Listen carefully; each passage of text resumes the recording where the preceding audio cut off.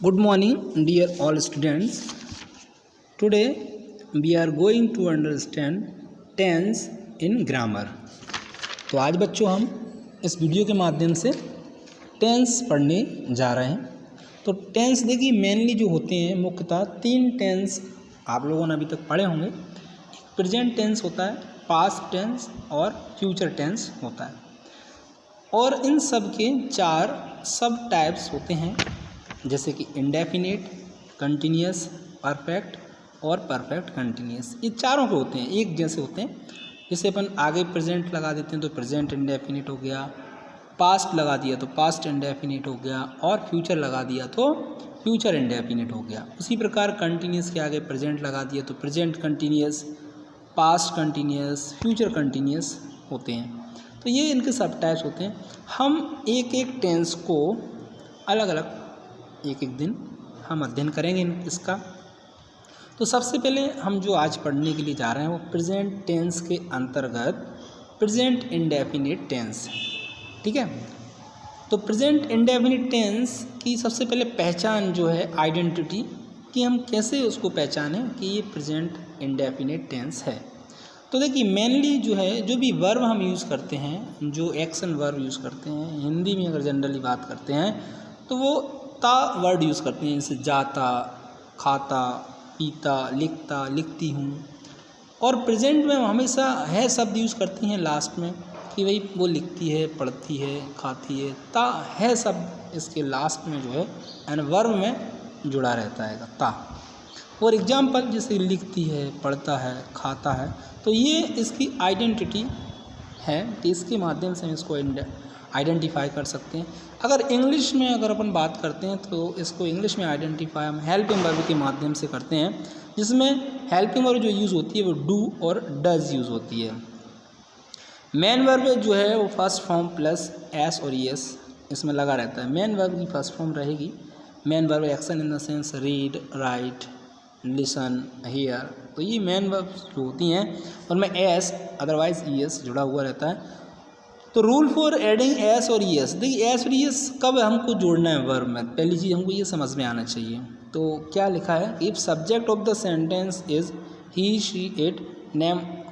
अगर सब्जेक्ट जो है सेंटेंस का ही, शी, इट या किसी व्यक्ति का नाम होता है, सिंगुलर थिंग्स होती है, तो वहाँ पर हम एस और ईएस वर्ब में प्लस करते हैं। जैसे राम गोज़ टू मार्केट, तो राम एक व्यक्ति का नाम है, इसलिए हम वर्ब में जो सिंपल सेंटेंस हम बनाते हैं उसमें एस और एस प्लस करते हैं, जैसे कि Ram goes to market. Second है he reads an English book. तो यहाँ देखिए ही वर्ड जो लेट आपका सब्जेक्ट सेंटेंस का, उसके साथ में हमने एस प्लस किया है, ऊपर हमने ई एस प्लस किया, तो ये हमें कहीं ना कहीं आपको कन्फ्यूज़न बनाएगा। बट अभी आपको ये समझना है कि जब भी अपन सिंपल सेंटेंस बनाएंगे उसमें वर्ब में हमको एस अदरवाइज ई एस लगाना होता है। देखते हैं आगे क्या है। देखिए रूल नंबर सेकंड कहता है कि if subject of the sentence is you, we, they, I और plural thing, then there is no need to add S E S in verb. अगर सब सेंटेंस का सब्जेक्ट एस और ई एस में से रहता है, यू, वी, दे, आई अगर रहता है सब्जेक्ट, तो वहाँ पर हमें वर्ब में एस और ई एस लगाने की ज़रूरत नहीं रहती है।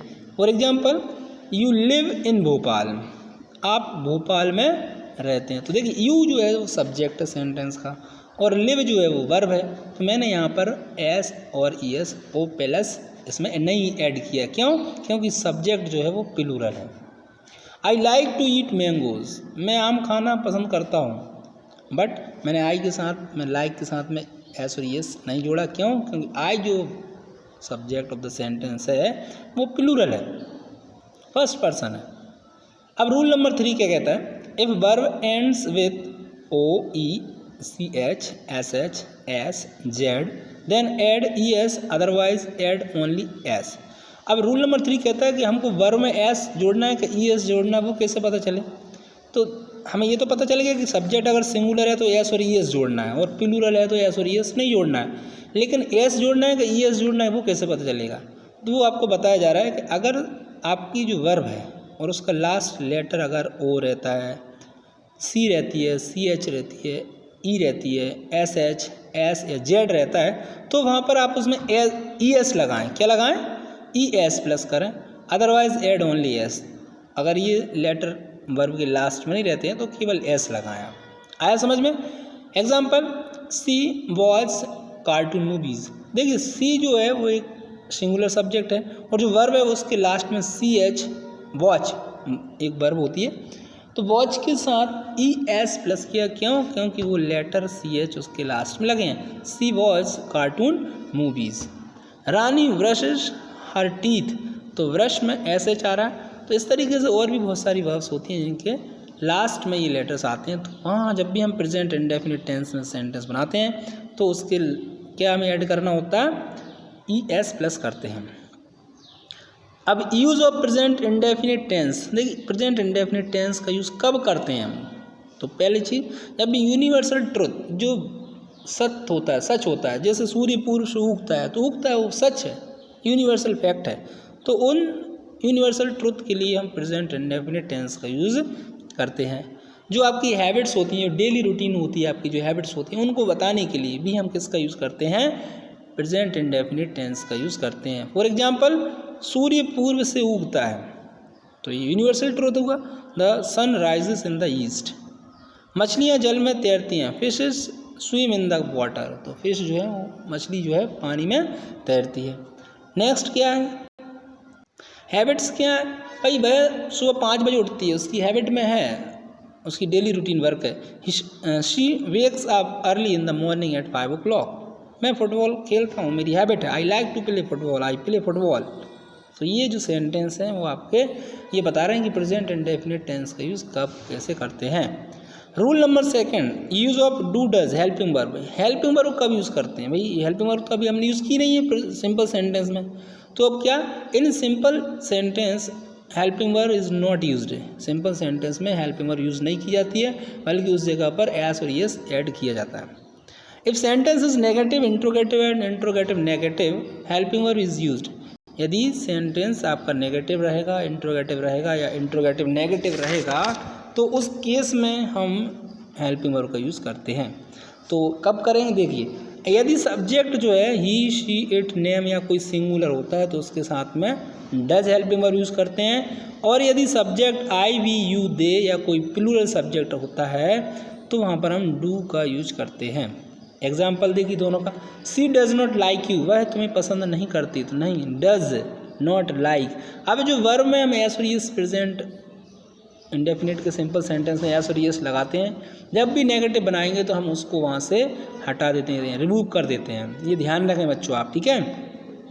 सेकंड एग्जाम्पल दिया, we do not read newspaper. हम वे या हम जो समाचार पत्र है वो नहीं पढ़ते। कुछ आगे एग्जाम्पल्स के तौर पे आपको चारों सेंटेंस बना के बताए गए हैं, आप उनका अध्ययन करते हैं अपन। जैसे वह अंग्रेजी पढ़ती है, तो सिंपल सेंटेंस में देखिए मैंने क्या लिखा, सी टीच इंग्लिश। तो वर्ब में मैंने एस और ई एस लगाया, इसलिए लगाया क्योंकि सब्जेक्ट सिंगुलर है। सी डज नॉट टीच इंग्लिश। अब देखिए नेगेटिव जब सेंटेंस बनाया है तो वहाँ पर डज हेल्पिंग वर्ब यूज़ किया है, और टीच में जो ई और एस लगा था वो वहाँ से रिमूव कर दिया, हटा दिया वहाँ पर। इंट्रोगेटिव सेंटेंस में डज सी टीच इंग्लिश। देखिए इसके स्ट्रक्चर जो हैं सभी सेंटेंस के, जब मैंने आपको सेंटेंस पढ़ाया था उस समय आपको इनके स्ट्रक्चर्स मिलेंगे, आप स्ट्रक्चर वाले पार्ट को देखें, ठीक है। इंट्रोगेटिव नेगेटिव में does she not teach English, तो ये आपके सेंटेंस हुए। दूसरा सेंटेंस है कि वे समाचार पत्र पढ़ते हैं, दे रीड न्यूज़पेपर। अब मैंने इसमें एस क्यों नहीं लगाया, ये क्यों नहीं लगाया, क्योंकि सब्जेक्ट इसका प्लूरल है, दे है। दे डू नॉट रीड न्यूज़पेपर, तो दे जो प्लूरल सब्जेक्ट है इसी के साथ में अपन डू हेल्पिंग वर्ब का यूज़ करते हैं, और सिंगुलर के साथ में अपन डज का यूज़ करते हैं। अब इसमें रीड में एस और एस नहीं लगाए थे, इसलिए यहाँ से हटाने की ज़रूरत भी नहीं रहेगी। So they do not read newspaper, do they read newspaper, do they not read newspaper.